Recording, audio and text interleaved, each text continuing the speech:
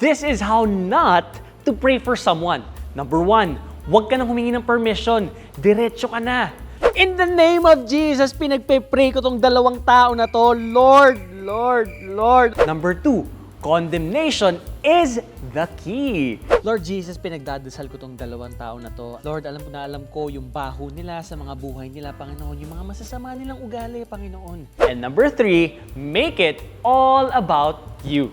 Lord Jesus, maraming salamat po dahil binigyan niyo ako ng time na makasama ko sila ngayon, Panginoon. Maraming salamat din po sa akin, Lord, kasi alam ko na dahil po sa akin, maliligtas po sila. Lord, maraming salamat dahil ang galing-galing ko lang talaga, Lord. Yung importanteng oras ko, Panginoon, binigay ko rin sa kanila. Lord, tinataas ko po itong lahat sa inyo. In Jesus' name, Amen. Nasaan sila? Hindi ka naman siguro ganito, di ba? Ikaw ba? Paano ka mag-offer ng prayer to someone? Comment below.